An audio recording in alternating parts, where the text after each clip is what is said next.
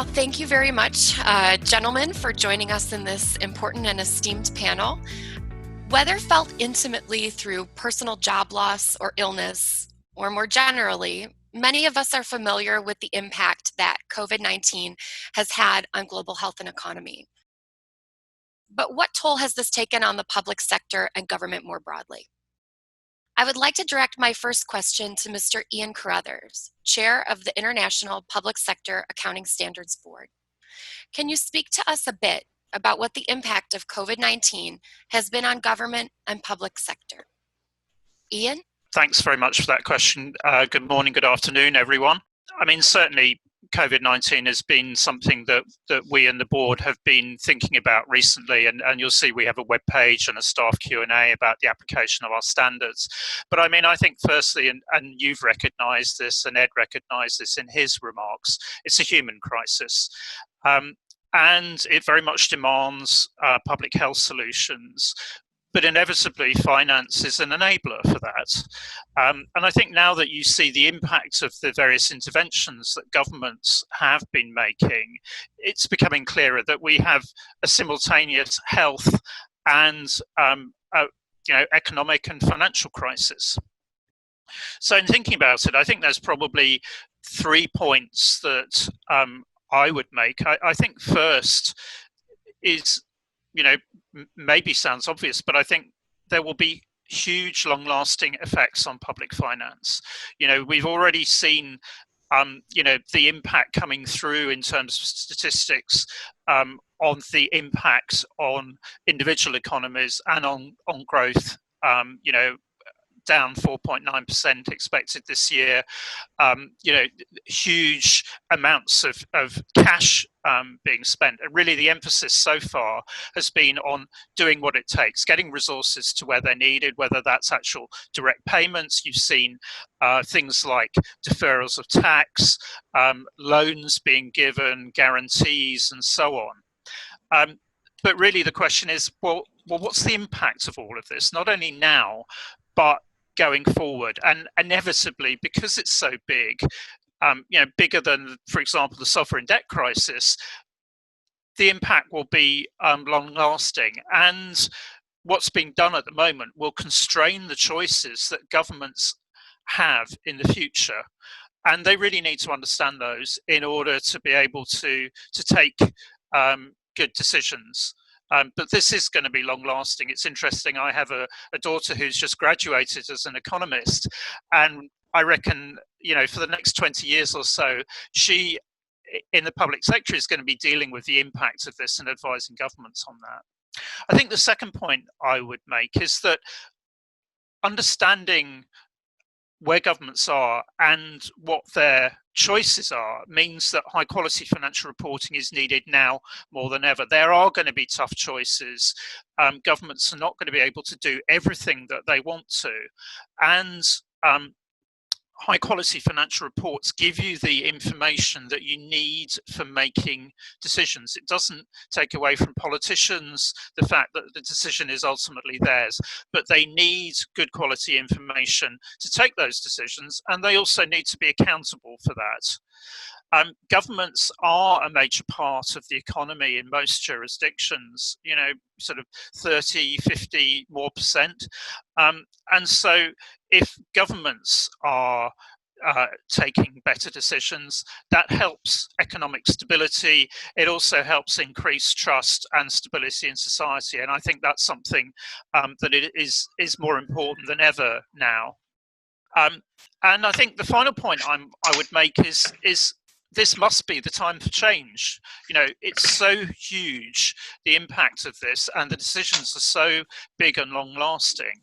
And that's where the public sector isn't in the same position as the private sector, in that, where accrual reporting is taken for granted. We're on a journey in the public sector. The SIPFA and IFAC Public Sector Financial Accountability Index we published in 2018 gave the statistic of moving from 25% of governments on accrual to 65% in 2023. So this is happening. But there's still scope to do more, and that's certainly why IFAC has called on G20 for action in terms of focusing on transparency and integrity. And people often say, well, it takes time, it takes money to make the change. I would turn that around and say, given what we've got at the moment, given what we're facing, can we really afford not to make the change? I'd like to draw our colleague Jens into the discussion as well. We've talked a little bit about, the impact of COVID-19 globally, but what are you seeing at the MENA regional level? What are some trends that may be worrying? And conversely, what are some trends that are making you optimistic? What's making you excited about where we may be in the next 6 to 12 months? Jens? On the optimistic note, I think it's good to see that governments have reacted generally, with some exceptions, but generally have reacted fairly fast in mobilizing resources and responding to the crisis, putting in place social safety net initiatives to kind of cushion the social impact of the economic fallout. There's also been, I think, very encouraging that the populations of MENA have taken this seriously in many instances and kind of come together to fight the crisis on a private level, if you will. On the worrying side, obviously, is patience is running out in many places around the world, not only in MENA, but also in other countries, and the risks of second waves following the initial positive responses are real. There's also the worry about the duration of the conflict, or excuse me, not the conflict, of the crisis. A lot of money have been mobilized from development partners, from private lenders, and from reserves. But if the crisis draws out for a very prolonged period of time, there will be dire economic impacts and fiscal imbalances, and the ability to respond and keep the economies going will deteriorate over time. And it is unpredictable. There may be a vaccine, there may not be a vaccine. There may be leaders that are able to mobilize social controls to get the pandemic under control, but it is unknown. And effectively, the uncertainty is the big worry here. And I think we're all globally a little bit in the same boat, which in some ways calls for, if you will, international cooperation and coordination and learning. And I think not only bodies like the World Bank, but other international institutions as well. And on the upside, we do have these institutions in place. On the downside, during crises, countries tend to look inward to prioritize their own citizens at the cost of international cooperation. So I think that is a worry to look towards as well. I mean, we each play our part, right? And health professionals have a role. Social scientists and people who work on social safety nets have a role, and as accountants and public financial management specialists, we play a role too. So in these times, it's important that governments are able to reallocate their resources between priorities and direct monies towards addressing the health crisis and economic fallout. That's our line of business, helping move monies around and help inform those decisions. It's important that we are able to mobilize resources for the economic response while making kind of decisions on what we can afford. So having appropriate mechanisms to manage the overall envelopes are important, and the downstream impact is important.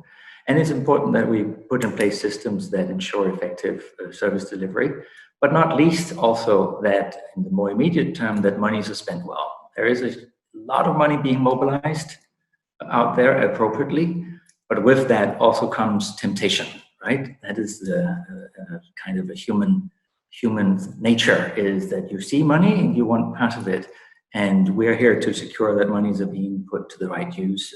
Excellent, thank you. I wanted to loop in our colleague Alan. Alan, I recognize as the Deputy President of IFAC, you lead and help to guide the global accountancy profession. If you could share with us, just from the side of the profession a bit, as we talk about support to the public sector, any of your thoughts or considerations in this discussion? Thank you, Gabby. Good morning, good afternoon, everyone. To my colleagues from MENA, I'd say Assalamu alaikum. Before I respond, I'd like to first of all thank the World Bank, the International Public Sector Accounting Standards Board, and of course IFAC for organizing today's webinar. In the circumstances that we sort of find ourselves today, the timing of this event is absolutely relevant and very critically important. I would say probably it's over 75 years since we faced such a global issue that is affecting every country in the world, is affecting citizens everywhere, is taking lives and damaging livelihoods. We haven't seen that, and certainly not in my lifetime. And not in many lifetimes. And this is something which, of course, 5 months ago, well, maybe a little bit longer, maybe 6, 7 months ago, none of us saw this coming. We were completely and totally unprepared for this. So I agree with what Ed said and Jens about the speed in which the world has come together in a much more collaborative and supportive way to find common solutions to address the urgencies that we find ourselves in. For me, the public sector is often in many parts of the world the largest employer, the largest investor in local economies. Probably we've not given as much attention to the public sector as we should have compared to the attention we've given to the private sector. But I've always believed, and I believe even more today, given the situation we're in, that the public sector needs to have professionalism and standards that are as good as you would find anywhere in the private sector. And this is something clearly that IFAC has been supporting together with the collaboration we have with the World Bank over many years. And thanks to Ian and Ian's board and colleagues on the IPSASB to ensure that we can deliver standards that are internationally acceptable, can be adopted and implemented everywhere for the good of the world, in particular to make sure that the public sector serves the needs of its citizens, because after all, that's what governments are there for. They're there to serve the citizens. And this shock that we're facing is leading to a lot of uncertainties. Looking forward, we have to clearly recover from the situation. For me, more importantly, is to make sure that we have controls and procedures in place to assess risk going forward and actually put in place, long-term mitigations that if you can't prevent risk, because you cannot, at least you can manage it much more effectively than we have been able to do today. We're learning a lot as we go. When I look at our profession, what does the accountancy profession stand for as a global profession? It stands for doing everything that is in the public interest. And when I talk about the public interest, I mean it's doing what is right for citizens everywhere. It's not about our self-interest. It's not about our commercial interest. It's about making sure that we serve citizens well, understanding what governments are committing to, understanding the financial pressures they're are facing, helping them make those critical choices that need to be made to ensure that the allocation of resources addresses the critical and urgent needs of the society. I think it's fair to say that over many decades, as we now see very clearly with this pandemic, the governments around the world, both in developed and developing emerging economies, have underinvested in infrastructure, in schools, in hospitals. Now, that might be because of lack of resources, or it might be because of political priorities, probably a combination of both. But today, we need to make sure that we can support the governments with high quality financial accounting and reporting and transparency and governance to ensure that those choices that are made are made to address the most critical issues that society is facing today. National solutions are important, but we have to learn from each other, and we have to make sure that we collaborate. And I'm concerned, if there's one concern I have, in the last few years, what we are seeing is countries are taking much more of a national view, and the decisions are, and I understand that, you know, governments are elected by citizens of their country, so their first priority is to address the needs of their country. But I think Jens said, well, or maybe Ed, I can't remember, we're all in this together. That for me is such an important phrase that I also use all the time. And if we are all in this together, we've got to support each other. We've got to help the weakest in society, because society on its own will not thrive if the weakest in society are not supported and brought up to the same level as everybody else. Thank you so much. You've already kind of hit on a bit of what my next question will focus, and that is, you know, I posed this question to Jens, and so I'll pose it to you. What makes you excited or optimistic as we move forward? You know, looking at what the opportunities may be and how we as accountants may be able to support and facilitate the resiliency of our governments and to help pave the way for a sound, successful recovery. Thank you. Well, I'll tell you what really excites me is that the next generation coming through sees things very differently to my generation. They're not driven by just personal gain and material wealth. They are driven, I think, and this is what I sense, by doing good in the world. I see this all the time. I have a 21-year-old daughter, almost 21, just finished her second year at university. And when I talk to her, she realizes, and she's studying sort of political and social science at Edinburgh.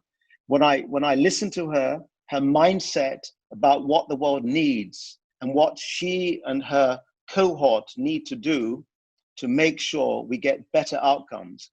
Honestly, I'm really reassured by that. I would like to see more of these people going into the public sector, taking on roles in the public sector, becoming politicians, becoming leaders, to really make a change that we need to see around us. I think the world has been driven commercially for many decades. It has tended to be about the short term. We've not invested sufficiently in the longer term, and we're now facing the consequences of that. So, you know, I'm excited by what I hear from the next generation.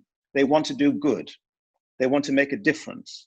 They want to see a world which is better than the world that we have given them. I'll be very clear. The COVID-19 pandemic has been terrible, and as has already been said, will continue to impact us for many, many months, hopefully not years, but certainly months to come.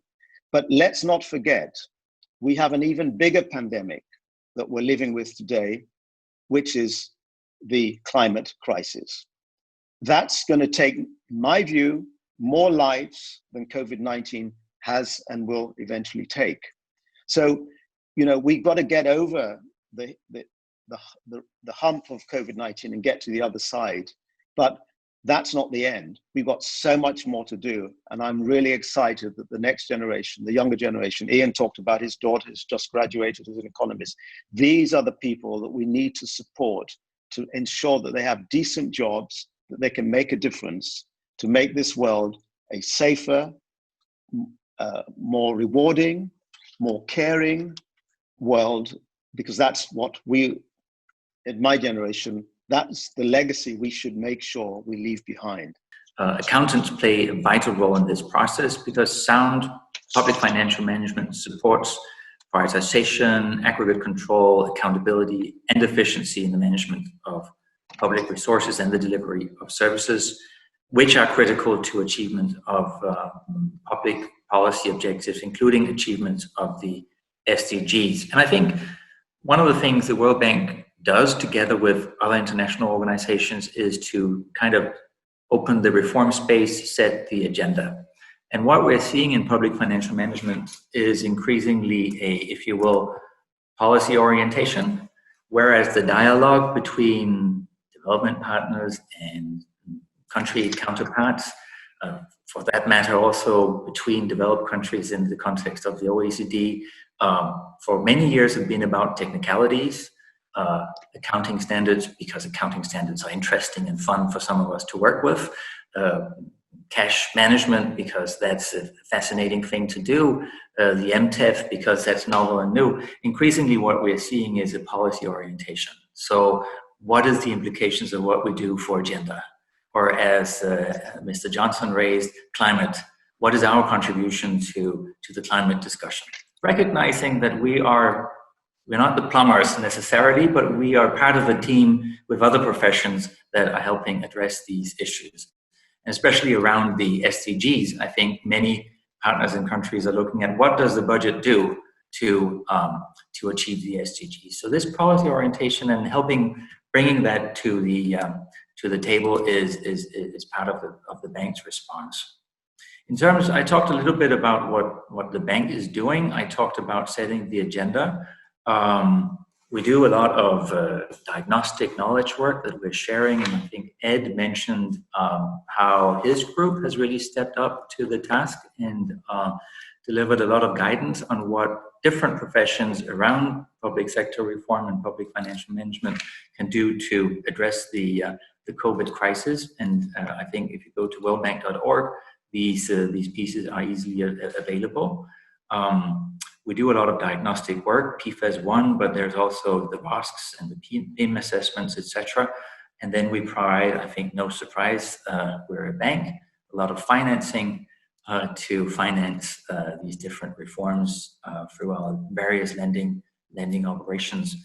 And then we try to convene and be an advocate for stronger governance through partnering with professional organizations such as INTOSAI, IFAC, IPSASB, IBP, and others. So we really are what you call a PFM department store, providing a lot of different engagements to bring this agenda forward.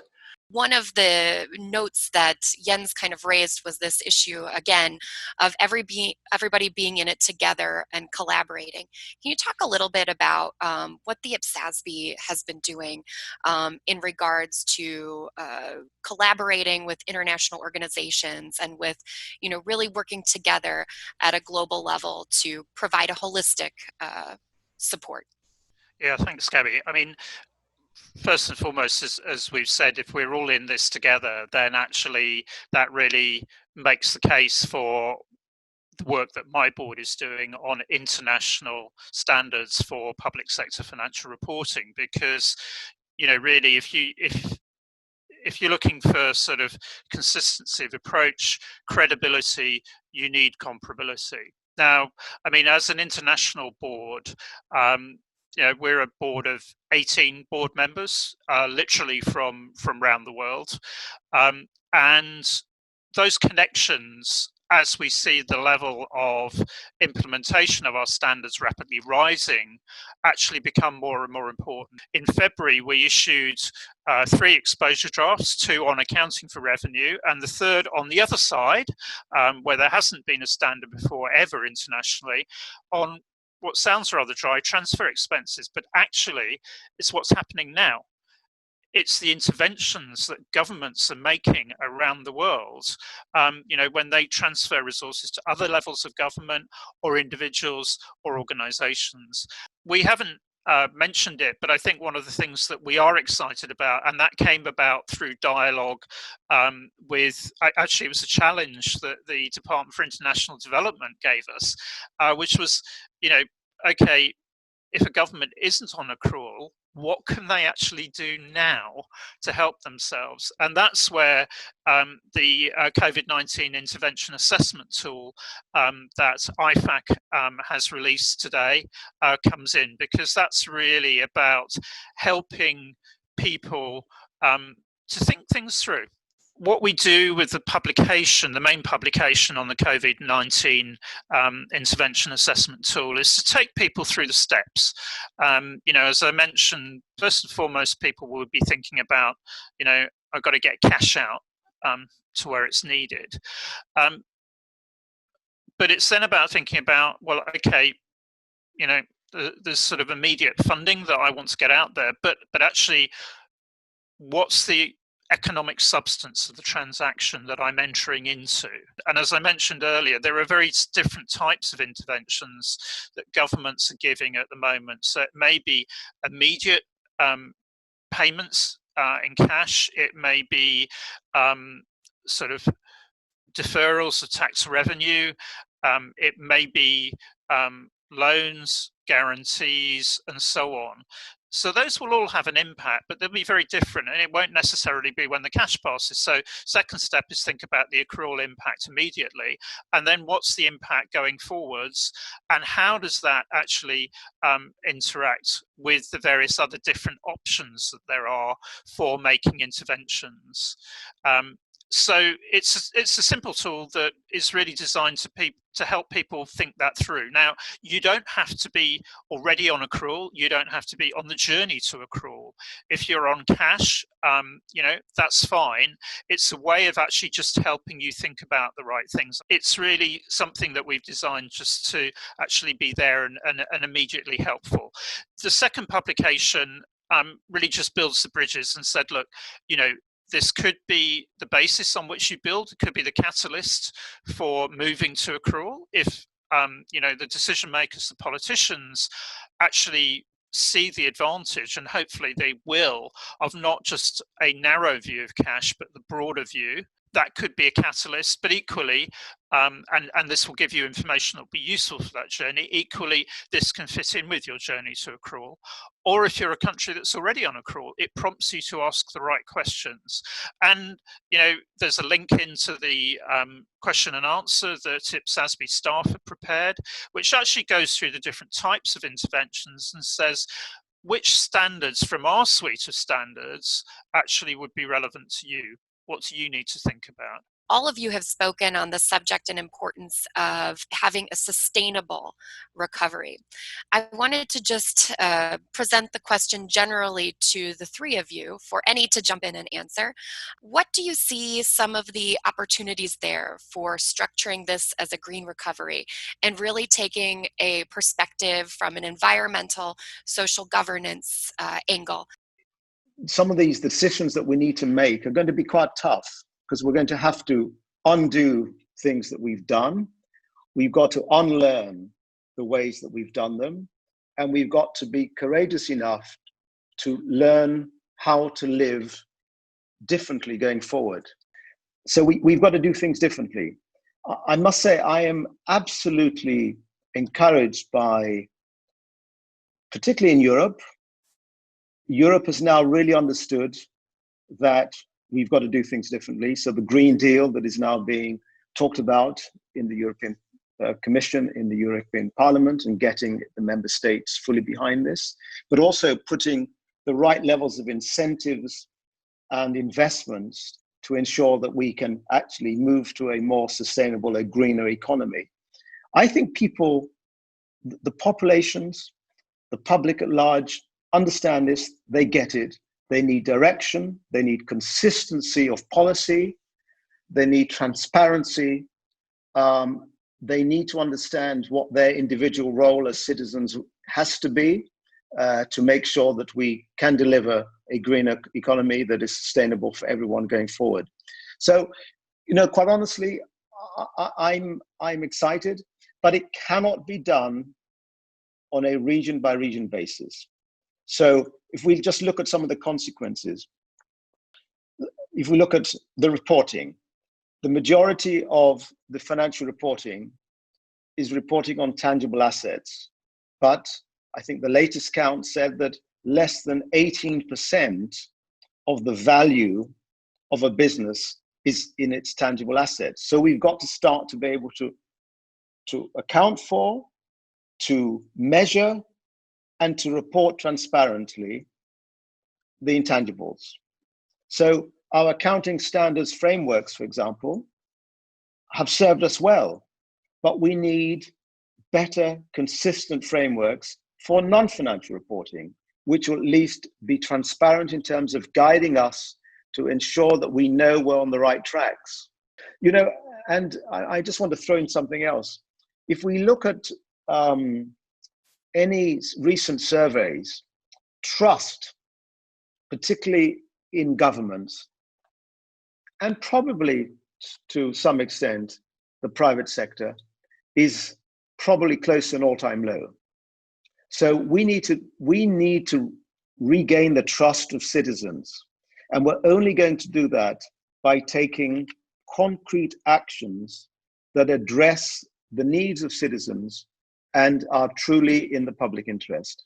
You know, if you think about really trying to get government to focus on what it's actually doing, what it's actually delivering, what are the services that citizens need, this is an excellent opportunity to do it. You know, you see different services, different ways of services being provided across so many different governments. And I think what we need to do going forwards is actually to be deliberate about what are the outputs and outcomes that are needed to deliver sustainable recovery, to deliver on SDGs, and so on. And what that means then is you really need to think about, work that back, what do you need in terms of governance, strong governance and strong public financial management? I think Alan very, very well said the long-term vision and presented the burning platform, right? And Ian, you talked about the standard side of things and what can be done there. I think on climate change, as public financial management professionals, we have an opportunity to contribute across the public financial management cycle. Not only on the standard sides, they are important, but just walking quickly through this, there many governments are making policy responses. And so some of the things that are coming up in the post-COVID context is, you know, the transformation to less carbon-intensive energy use, to rebuilding transport infrastructure as part of the stimulus programs, if you will. And that raises the perennial question of how do we link budget and policy? And there are many tools here, the MTEF, performance-based budgeting, and I think what we can do as public financial management professionals is to double down on that link between planning and budgeting to make sure that we are helpful to policymakers, recognizing that most of us are not in the policy field. We are in the field of helping politicians, decision makers, elected, non-elected, to formulate and implement their policies. I think there's another thing to point to, which is not related to adaptation and mitigation, but I think it's important to also note our role in being ready for particularly the weather-related, climate change-related episodes of crisis. And in many ways, what we are learning during COVID are things that we can also use for when climate change events become more frequent, with the need to mobilize resources very quickly, with the need to be agile, with the need to mitigate risks of abuse of resources when we are mobilizing responses to adverse weather effects. And I think this is a challenge developed and developing countries are facing. I would like to just make a couple of comments on this point. I think I said earlier, we must, and Jens has just picked it up again, we must not forget that we've got many, many other urgent issues to address while we're, of course, dealing with the pandemic. Yesterday, IFAC issued a call to the G20. We do that every year. And what we've said is that whilst dealing with the current COVID-19 issues, which are important, and we all recognize that, we want to make sure that we also keep an eye on the longer term future and other urgent priorities. So if you go to the website of IFAC, you'll see this. So we've mentioned 4 things that we want the G20, but not just the G20 as a conduit to the rest of the world to focus on, to accelerate sustainability and inclusion. We want to focus on, and this is the topic for today, the public sector transparency and integrity with the adoption and implementation of the IPSASB. We're calling to resist what we call regulatory fragmentation, i.e. going it alone. We want to make sure that we have everything joined up and collaboration so that we have a consistent international framework that everybody can adopt. And also, and I mentioned this earlier, we want a recommitment to global collaboration, because it's only through that we will be able to together address the challenges we face. And on sort of COVID-19 and the SDGs, I'm pleased to say I sit on the board of the UK's Department for International Development, and we actually had our board meeting yesterday. And I'm pleased to be able to say that whilst the UK government through its development aid budget will probably spend, I think it's in the public domain, well over £700 million to support fragile states to recover from COVID-19. We've also recommitted at the meeting yesterday to make sure that we continue to invest and support the measures and actions that need to be taken specifically to make sure that the 17 SDGs are delivered in the time frame that all the countries have committed to. So, the UK government is absolutely committed to continue to support fragile states around the world with COVID-19, in addition to Gavi. Jens mentioned Gavi and the vaccines, which are looking promising, but also, and more importantly for me, longer term, to make sure that we absolutely stay on track to address the SDGs and the COP16. Well, I can't remember the number now, but which was postponed. It was meant to be in Glasgow this year, will now be held in Glasgow next year, supported by the UK and I think Italy as well. So that commitment remains from the UK government, and I'm really proud to be able to say that that's what the UK government will continue to do. Thank you. Well, thank you. And thank you all for participating in this very exciting, interactive, and valuable panel.